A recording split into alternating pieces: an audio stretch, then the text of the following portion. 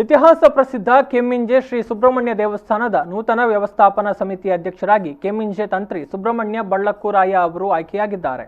ಜಿಲ್ಲಾ ಧಾರ್ಮಿಕ ಪರಿಷತ್ತಿನ ಸದಸ್ಯ ಮುರಳೀಕೃಷ್ಣ ಹಸಂತಡ್ಕ ಹಾಗೂ ದೇವಸ್ಥಾನದ ಆಡಳಿತಾಧಿಕಾರಿಯಾಗಿರುವ ಉಪತಹಶೀಲ್ದಾರ್ ಸುಲೋಚನಾ ಪಿಕೆ ಅವರ ನೇತೃತ್ವದಲ್ಲಿ ದೇವಸ್ಥಾನದಲ್ಲಿ ಸಭೆಯನ್ನು ನಡೆಸಿ ನೂತನ ಅಧ್ಯಕ್ಷರನ್ನು ಆಯ್ಕೆ ಮಾಡಲಾಯಿತು.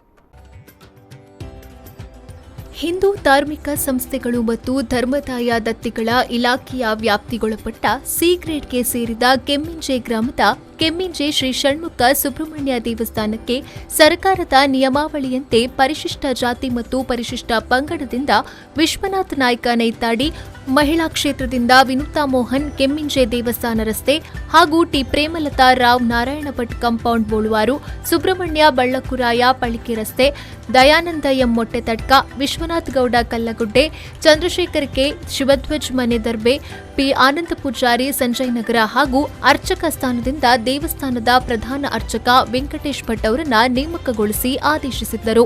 ಜಿಲ್ಲಾ ಧಾರ್ಮಿಕ ಪರಿಷತ್ತಿನ ಸದಸ್ಯ ಮುರಳೀಕೃಷ್ಣ ಹಂಸತಡ್ಕ ಹಾಗೂ ದೇವಸ್ಥಾನದ ಆಡಳಿತಾಧಿಕಾರಿಯಾಗಿರುವ ಉಪತಹಶೀಲ್ದಾರ್ ಸುಲೋಚನಾ ಪಿಕೆಯವರ ನೇತೃತ್ವದಲ್ಲಿ ನವೆಂಬರ್ 11ರಂದು ದೇವಸ್ಥಾನದಲ್ಲಿ ಸಭೆ ನಡೆಸಿ ನೂತನ ಅಧ್ಯಕ್ಷರನ್ನ ಆಯ್ಕೆ ಮಾಡಲಾಯಿತು. ಆಡಳಿತಾಧಿಕಾರಿ ಸುಲೋಚನರವರು ನೂತನ ಅಧ್ಯಕ್ಷರಿಗೆ ಅಧಿಕಾರವನ್ನ ಹಸ್ತಾಂತರಿಸಿದ್ರು.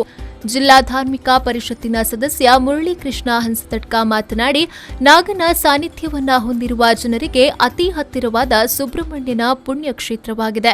ಸರ್ಕಾರದ ಧಾರ್ಮಿಕ ದತ್ತಿ ಇಲಾಖೆಯಡಿಯಲ್ಲಿ 9 ಜನರ ನೂತನ ಸಮಿತಿಯನ್ನ ಮುಂದಿನ 3 ವರ್ಷಗಳ ಅವಧಿಗೆ ನೇಮಕ ಮಾಡಿ ಅಧ್ಯಕ್ಷರ ಆಯ್ಕೆ ಮಾಡಿದ್ದು ದೇವಸ್ಥಾನದ ಅಭಿವೃದ್ಧಿಯತ್ತ ಸಾಗಲಿ ಎಂದು ಹಾರೈಸಿದ್ರು.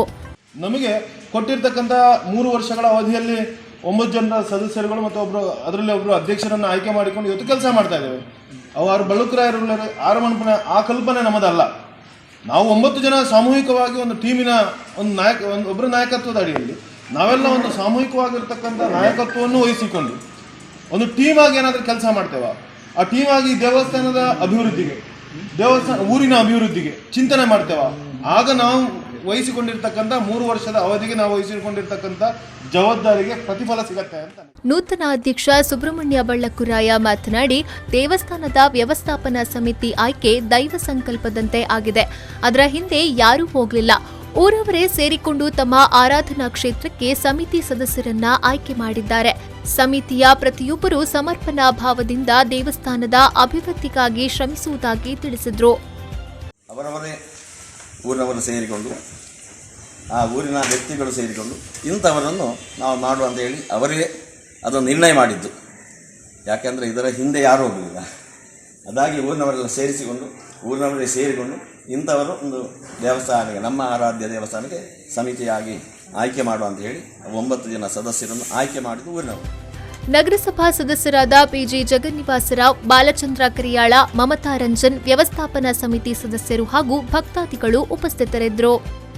ಅನೀಶ್ ಕುಮಾರ್, ವಿ4 ನ್ಯೂಸ್ 24/7 ಪುತ್ತೂರು.